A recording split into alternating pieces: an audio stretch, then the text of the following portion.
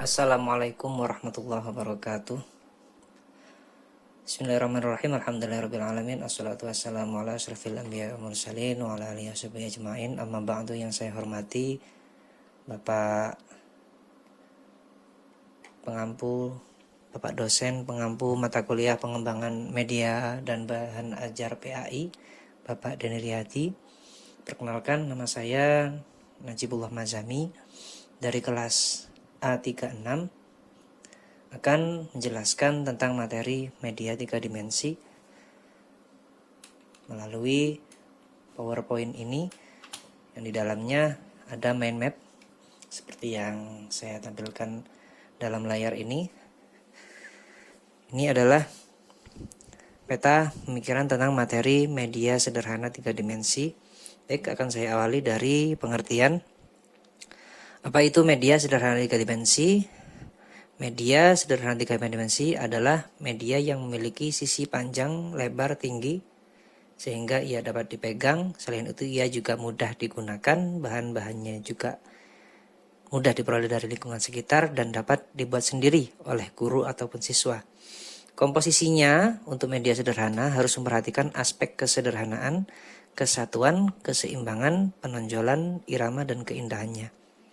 Kemudian, hal yang juga perlu diperhatikan di sini ada sebuah teori visuals, yaitu singkatan dari V visible, mudah dilihat, I interesting, menarik, S simple, sederhana, U useful, berguna, kemudian A accurate, benar atau dapat dipertanggungjawabkan, L legitimate, masuk akal, yang S structure, tersusun dan tersusun dengan baik. Ini adalah pengertian awal dari media sederhana 3 dimensi. Dalam pembelajaran, apa manfaat dari media sederhana 3 dimensi? Yang pertama, ini akan membangkitkan rasa ingin tahu siswa. Kemudian, membuat sesuatu konsep yang sifatnya abstrak atau sulit dijelaskan secara langsung kepada siswa, ini menjadi lebih mudah dijelaskan karena bisa melihat secara lebih nyata dan sederhana. Kemudian, dapat mengatasi masalah keterbatasan ruang kelas. Untuk semisal menjelaskan objek-objek yang besar yang tidak bisa dimasukkan dalam kelas, maka kita perlu media atau media berbentuk barang, atau kita keluar untuk melakukan eksplorasi pada media yang nyata. Kemudian mengatasi masalah perbedaan kecepatan belajar siswa, karena dengan media ini siswa dengan berbagai macam jenis kecerdasan ini insya Allah bisa menangkap, baik itu yang kerja kecerdasannya kinetik atau audio atau visual, ini lebih cepat, semuanya bisa merata. Kemudian menyajikan informasi dengan cara yang lebih menarik, memusatkan perhatian siswa, dan dapat mempermudah guru dalam menjelaskan konsep pelajaran yang bersangkutan. Ini adalah manfaat dari media 3 dimensi. Ketiga, bagaimana contoh instrumennya? Instrumennya, salah satu contohnya bisa dilihat pada layar ini. Yang pertama, kesesuaian media dengan tujuan pembelajaran, kesesuaian media dengan materi ajar. Yang ketiga, kemampuan media dalam menarik perhatian siswa. Selanjutnya, yakni tentang pemanfaatan media asli. Di sini yang pertama, ada jenis-jenis media, realia atau benda asli, kemudian langkah-langkah penggunaannya dalam pembelajaran. Saya jelaskan dulu tentang jenis-jenis media benda asli. Ada banyak sekali dalam materi yang sudah diberikan oleh Bapak Deni Riyadi. Di sini ada kelompok rumah tangga seperti peralatan makan, perkakas rumah, dan lain-lain.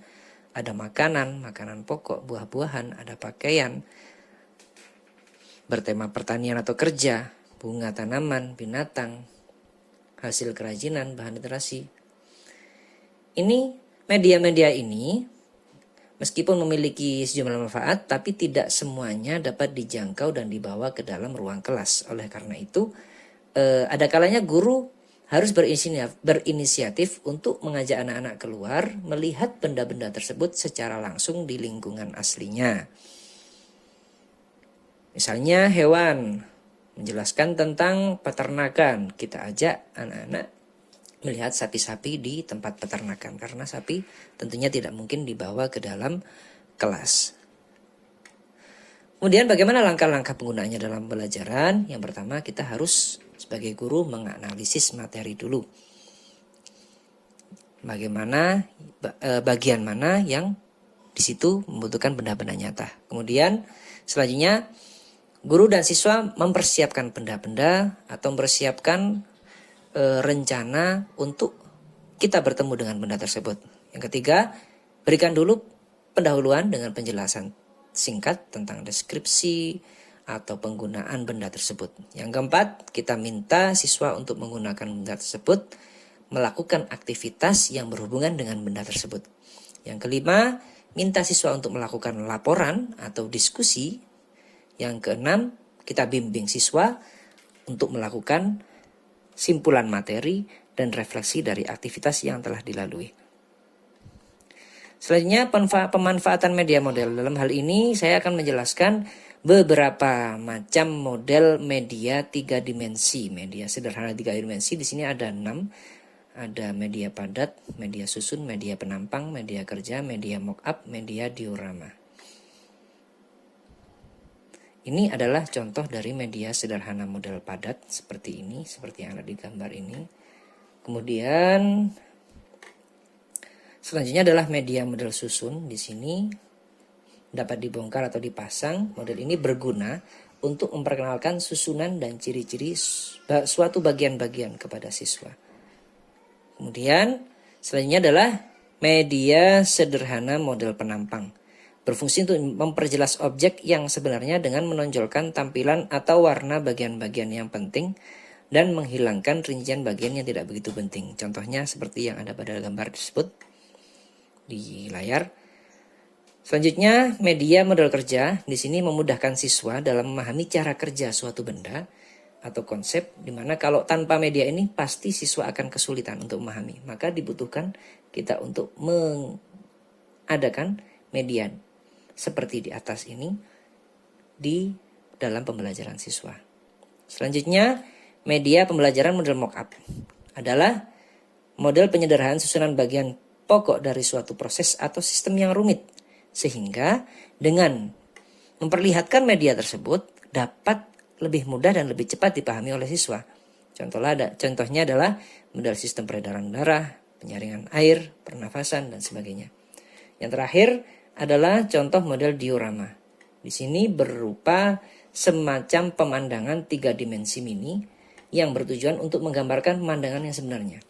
Ketika dalam alam yang begitu luas, kita kesulitan untuk menangkap media tersebut di dalam satu frame, kita harus membuatnya dalam bentuk seperti model diorama ini. Sekian penjelasan dari kami, jika ada kurangnya mohon maaf. Akhirul kalam, wallahul muwaffiq ila aqwamit thoriq. Assalamualaikum warahmatullahi wabarakatuh.